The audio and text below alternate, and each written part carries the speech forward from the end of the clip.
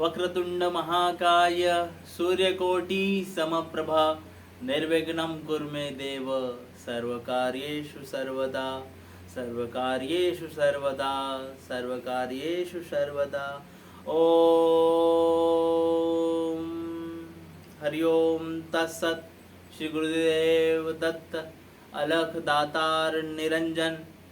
ओम उग्रं वीरं महाविष्णुं ज्वलंतो सर्वतोमुखं नरसिंहं भीषणं भद्रं मृत्युर्मृत्युं नमाम्यहं मृत्युं नमाम्यहं मृत्युं नमाम्यहम्।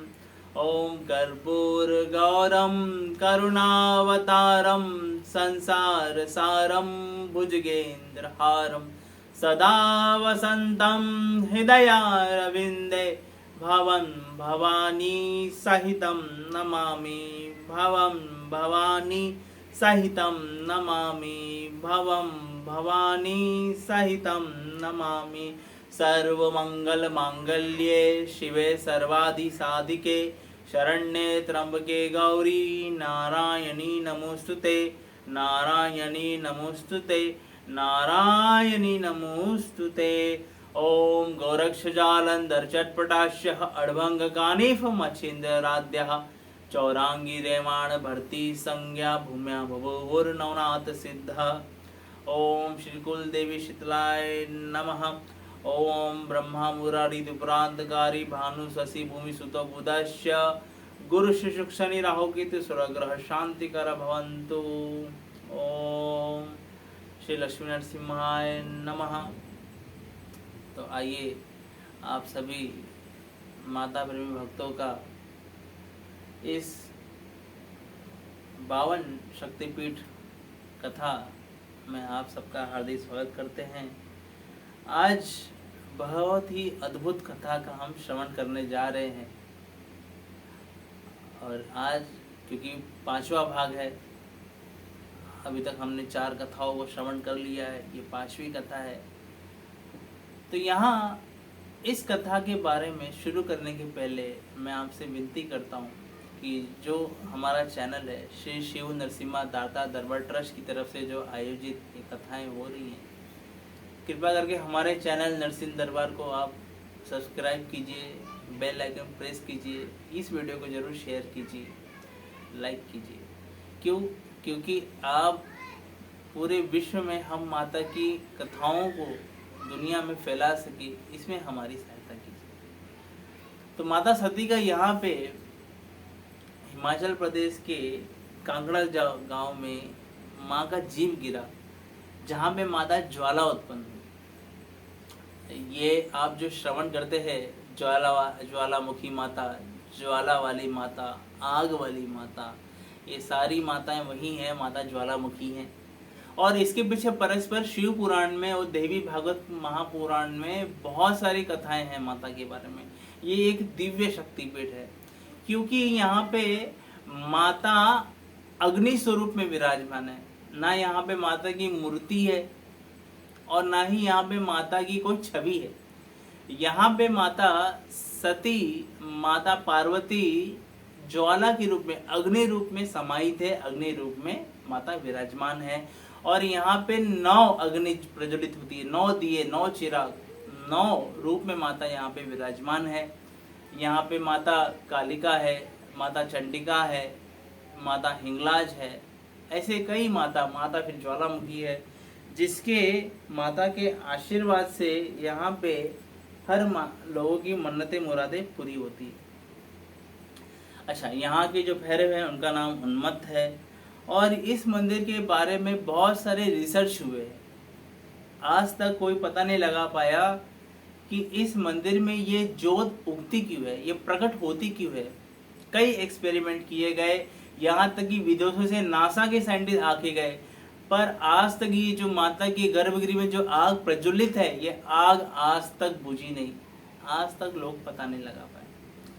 अच्छा, यहाँ पे एक और सोचने वाली बात ये है कि माता के गर्भगृह में ही पानी है और पानी के ऊपर ही ये आग निर्मित होती है। ना वहाँ पे तेल डाला जाता है, ना वहाँ पे किसी तरह का घी है, ना वहाँ पे किसी तरह का सिलेंडर है।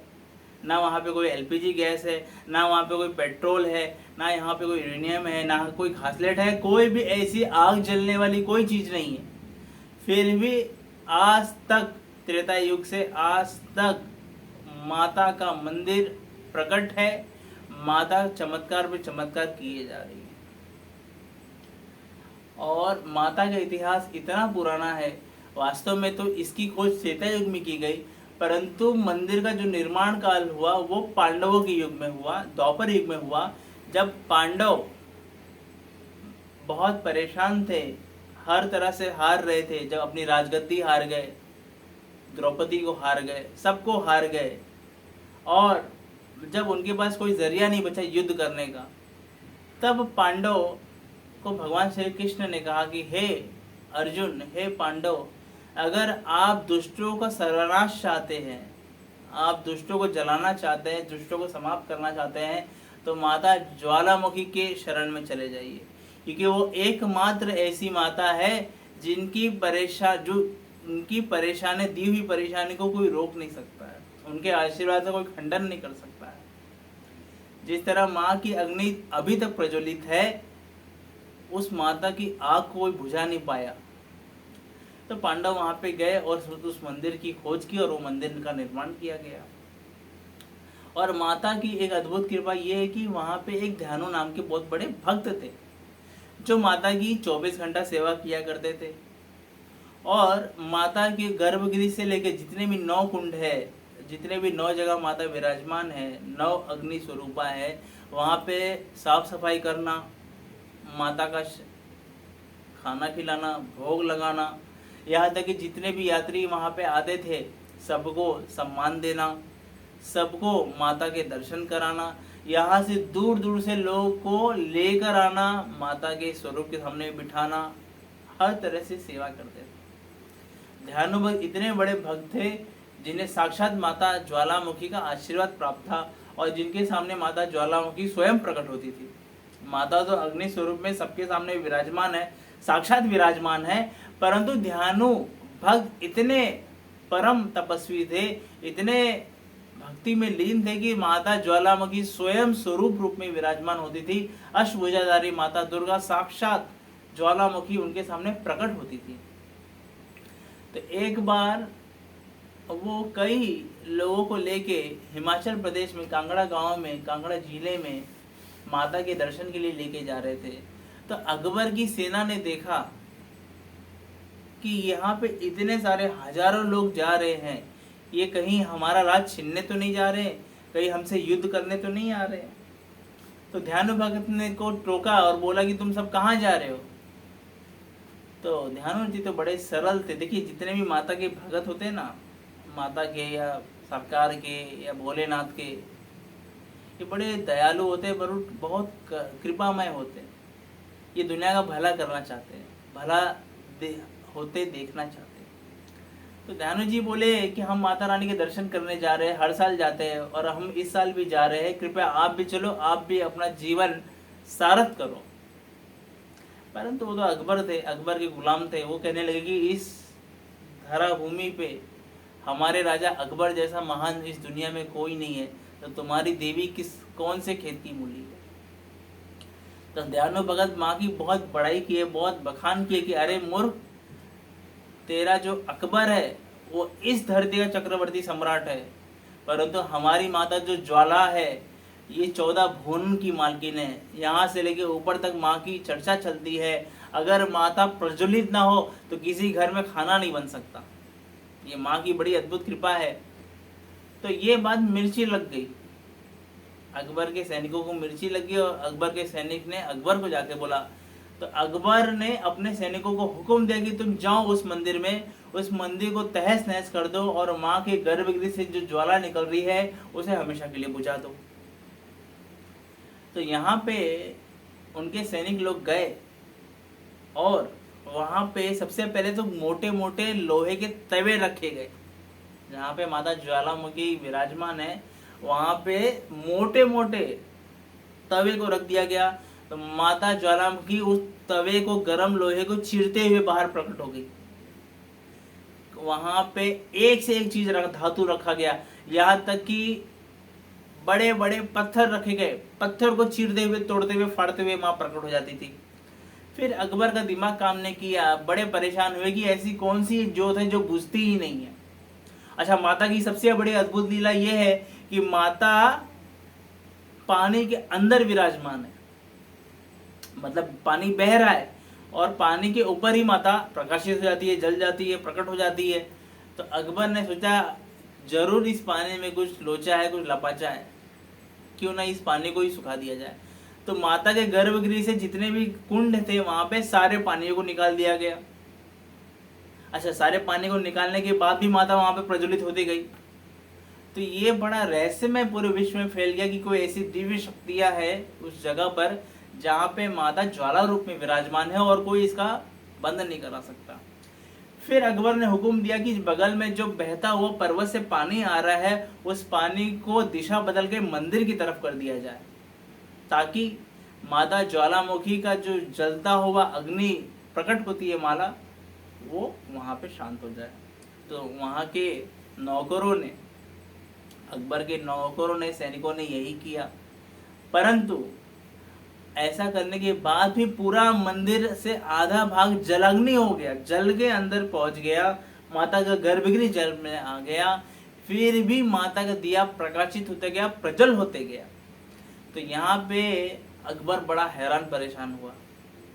उसने ये तो समझ लिया कि ये कोई दिव्य शक्ति है, बेशक कोई बहुत बड़ी ताकत है, वरना इतने पानी के बाद भी कोई पानी में दिया नहीं जला सकता। तो बड़ी अद्भुत कृपा है माता ज्वालामुखी। फिर उन्होंने सोचा कि चलो माँ तो बहुत बड़ी शक्तिशाली है, माँ तो जगत जननी है, माँ के अंदर बहुत ताकत है, क्यों ना इस ध्यानु भगत की परीक्षा लिया जाए। हमें भी तो मालूम पड़ी है कितना बड़ा भगत है, कितनी बड़ी शक्ति है इसके अंदर। तो ध्यानु भगत को बुला के अकबर खुद बोलता है, अगर तेरी माँ में ताकत है, अगर ज्वालामुखी माँ में ताकत है, तो ये घोड़े का मैं सर काट रहा हूँ, आपकी माँ को, जगदम्बा माता ज्वालामुखी को आप बोलो कि इसका सर वापस जुड़ जाए। तो ध्यानु भगत हंसने लगे और मुस्कुराते हुए कहे कि हे राजन, हे अकबर, आप घोड़े जोड़ने की बात कर रहे हैं? अरे ये वो जगत जननी माता है जिनकी कृपा से माताओं, औरतों को गर्भ धारण होता है। अगर माता की आशीर्वाद ना हो तो कोई स्त्री को संतान नहीं हो सकती। ये जो विश्व में संतान होती है ना, ये माता पार्वती के आशीर्वाद के बिना नहीं हो सकती, क्योंकि सृष्टि का सबको खिलाना, पिलाना, पैदा करना, ये सारा संचालन माता पार्वती भगवान भोलेनाथ के हाथ। तो अकबर ने अपने ही घोड़े का सर कटवाया और कहा कि जाओ इसे जिंदा करके दिखाओ। तो ध्यानु भगत ने एक विनती की कि हे महाराज, मैं माता के दर्शन करने जा रहा हूँ और जब तक मैं यहाँ पे वापस नहीं लौटता, कृपया करके इसे दोनों को संभाल के रखना, घोड़े के धड़ को भी संभाल के रखना, घोड़े के सर को भी संभाल के रखना। और ध्यानु भगत अकबर के महल से निकलते हुए माता के पास चले गए और माता के पास आके बहुत जोर जोर से माता के सामने विनती करने लगे, प्रार्थना करने लगे कि हे माँ, आज तेरे भक्त की लाज रखना, हे माँ, आज अपने भक्त पे कृपा करना कि कहीं मैंने तेरे बड़प्पन मैंने दुनिया में की है, कहीं मेरी जग हसाई ना हो जाए। मेरी जग हसाई होगी चलेगा माँ, लेकिन आपकी जग हसाई नहीं होनी चाहिए। आपने यहाँ पे इतने चमत्कार दिखिए, कृपया करके उस अकबर का घमंड तोड़िए माँ, उसके घोड़े के कटे हुए सर को जोड़ दीजिए, अन्यथा मैं अपना कटा हुआ सर आपके चरणों में रख दूंगा। बहुत विनती करते गए, करते गए, परंतु माता परीक्षा लेने लगी, ये किस हद तक मेरे से विनती करता है, मेरे से प्रार्थना करता है, मेरे से दुआ करता है। जब माता प्रकट नहीं हुई तो ध्यानु भगत ने अपनी ही तलवार से माँ को अपना शीश काट के दान दे दिया। देखिए बहुत बड़ी बात है, दुनिया में खुद का सर काट के देना सबकी बस की बात नहीं है। जिन्होंने अपना सर काट के दिया है आज वो अमर है। जैसे हमारे खाटू श्याम सरकार, हमारे खाटू श्याम बाबा, भगवान श्री कृष्ण ने सर मांगा तो सर काट के दिया, शहीद का मर्तबा मिला, इतना बड़ा ताकत मिली, इतनी बड़ी सिद्धि मिली कि आज जैसे भगवान श्री कृष्ण की पूजा होती है वैसे ही कलयुग में श्याम नाम से उनकी पूजा होती है। इतना बड़ा उनका महत्व है। तो वैसे ही ध्यानु भगत का, क्योंकि माँ को सर प्रदान किया, माँ को सर प्रदान करने के वजह से माता प्रसन्न हुई और माता ने प्रसन्न होकर वापस से ध्यानु भगत का सर यहाँ पे जोड़ दिया। तो जैसे ही ध्यानु भगत का सर यहाँ पे जुड़ा, वैसे ही अकबर के महल में रखे हुए दोनों सर और धड़ घोड़े के आपस में जुड़ गए। इतने में अकबर के लाल पीले हो गए कि ये कौन सी जगत जननी माता भवानी माता ज्वालामुखी है कि हमारे द्वारा की गई हर लीला को फेल कर रही है, हर परेशानियों को माँ कृपा में बरस रही है। तो वो नतमस्तक हुआ। देखिए, कोई भी इंसान किसी को मृत्यु दे सकता है, पर मृत्यु मरे हुए इंसान को जिंदा नहीं कर सकता।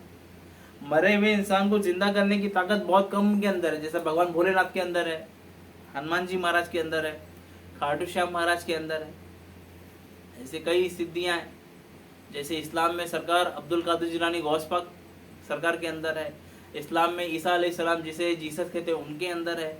ऐसे कई हस्तियां, जैसे भगवान श्री कृष्ण है, सांदीपनी ऋषि के सारे बच्चे मर गए थे, उनको भी जिंदा किए। तो व्यक्ति मर सकता है, मारा जा सकता है, परंतु अपने आप जीवित नहीं हो सकता। तो ध्यानु भगत को माता ने जीवित किया और अकबर 51 किलो का सोने का छत लेके माता के शरण में आया, चलते हुए आया और माँ के सामने गर्भगृह के ऊपर लगवाया और माँ को हंसते हुए ये बोला कि माता, हमारे जैसा दानी इस दुनिया में कोई नहीं है। तुम्हें आज तक किसी ने इतना बड़ा दान दिया है क्या? जैसे ही ये शब्द अकबर ने अपने मन में कहा, वैसे ही इतना बड़ा जो छत था, सोने का जो छत था, माता प्रज्वलित होते हुए सोने की छत तक पहुंच गई और जो हुक्की थी वो जल के टूट गई और पूरा सोने का छत जमीन पे गिर गया। ये पूरे लोग जनता देखने लगी कि ऐसा क्या चमत्कार हो गया। सारा सोने का छत जो नीचे गिरा वो ऐसे धातु में बदल गया जो आज तक पता ही नहीं चला कि ये कौन सी धातु है। ना ये सोना है, ना चांदी है, ना पीतल है, ना तांबा है, ना लोहा है, ना स्टील है, ना एल्युमिनियम है, ना जर्बन है। आज तक साइंटिस्ट लोग पहचान नहीं पाए कि ये किस धातु में तब्दील हो गया। तब अकबर को मन में बड़ी ठेस पहुंची कि मैं इतना बड़ा चक्रवर्ती राजा होने के बाद भी माता को कुछ अर्पित नहीं कर पाया। तो वहां पे अकबर का घमंड तोड़ दिया माँ ने। तो अकबर ने विनम्र भाव से ध्यानु भगत के हाथ से कहा कि हे ध्यानु, तुम्हारी भक्ति को प्रणाम, तुम्हारी इबादत को प्रणाम, तुम्हारी ईमान को प्रणाम, तुम्हारी शक्ति को प्रणाम, और तुम मुझे कुछ दो जो मैं माँ को अर्पित करूँ। तो ध्यानु भगत ने, ऐसा कहा जाता है कि एक हार दिया और अकबर ने वही हार माता के गर्भगृह में चढ़ाया। तो वही जो हार था माता ने प्रसन्न पूर्वक धारण कर लिया। तो ऐसी ये अद्भुत लीला है। और यहाँ पे ऐसा भी कहा जाता है, शिव पुराणों में भी ऐसी कथा है कि कई ऋषि, सप्तऋषि, महर्षि, नवनाथ महाराज, गोरखनाथ महाराज यहाँ पे तपस्या किए। और यहाँ पे एक गोरखनाथ धुनी है जहाँ पे एक और चमत्कार होता है कि कोई व्यक्ति, कोई साधु, कोई संत या कोई नाथ संप्रदाय का कोई व्यक्ति अगर वहाँ पे जाता है, गुरु गोरखनाथ का नाम लेता है और वहाँ पे जल चढ़ाता है, तो जल चढ़ाता ही गुरु गोरखनाथ का नाम लेते ही माता ज्वाला अपने आप और स्वयं उग्र रूप में प्रज्वलित हो जाती है। तो ये श्री गोरखनाथ की बहुत बड़ी अद्भुत महिमा है वहाँ पर। और क्योंकि माँ की वहाँ पे जीभ गिरी थी, तो वहाँ का एक बहुत बड़ा दिलचस्प साधना है। वहाँ पे कई लोग साधना करने आते हैं। आपने सुना होगा कई लोग अपने जीभ को सिद्ध कर देते हैं। कई ऐसे बड़े बड़े साधु संत फकीर ऐसे होते हैं जिनके मुख से निकली हुई 100% बात सच हो जाती है, क्योंकि उन्होंने अपने जीभ को सिद्ध कर दिया है, सिद्धि हासिल की है। किसी को वरदान दिया कि जाते रहिए काम हो जाएगा, तो वो काम होना ही होना है। ब्रह्मांड में कोई काम रोक नहीं सकता। अच्छा, किसी को बद्दुआ दे दिए, किसी को श्राप दे दिए, तो उसका भस्म होना ही होना है, परेशान होना ही होना है। तो वहाँ पे इस तरह की सिद्धियाँ होती है। दूसरी बात, माता ज्वालामुखी की पूजा अक्सर वो लोग करते हैं जो सुनार होते हैं, क्योंकि सुनारों की देवी है। ऐसा कहा जाता है कि माता का गर्भगृह सब सोने से बना हुआ है। और एक सबसे बड़ी बात यह है कि माता की पूजा ज़्यादा गुजराती, मारवाड़ी, सिंधी और जो सोने का काम करने वाले सुनार होते हैं, ये सब ज़्यादा करती है, क्योंकि उनकी कुल स्वामिनी होती है।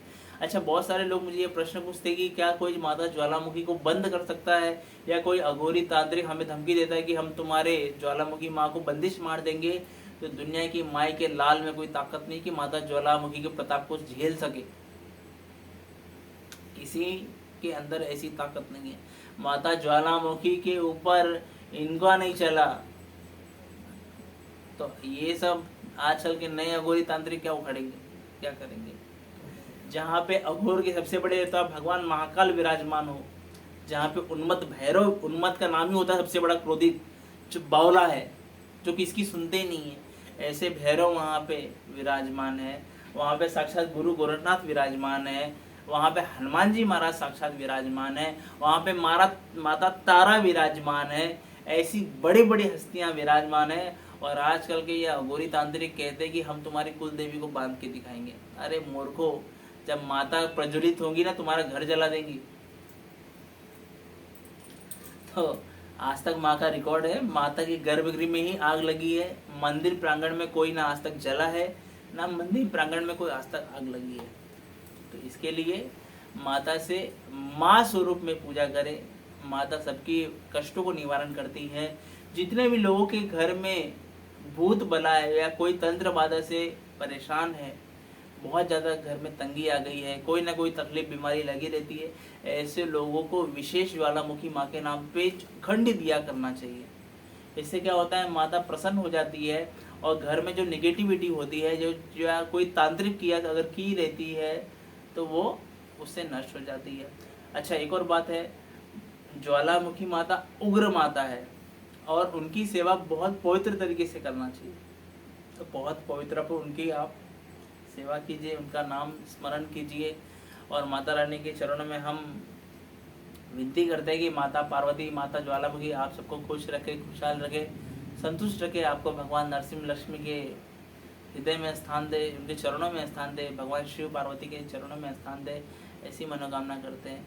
कृपया करके आप जितने भी यहाँ बैठे हैं और जितने भी ये कथा श्रवण कर रहे हैं, इस वीडियो को ज़रूर लाइक कीजिए, शेयर कीजिए, सब्सक्राइब कीजिए और माता रानी की कथाओं को पूरे विश्व में फैलाने के लिए हमारी मदद कीजिए। हम बहुत जल्दी माता का मंदिर बनाना चाहते हैं।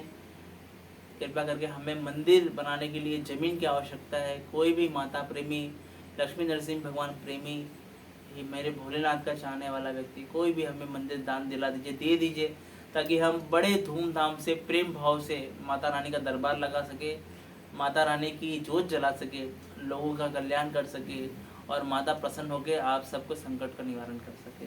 जय माता दी, जय नरसिम्हा, जय श्री महाकाल।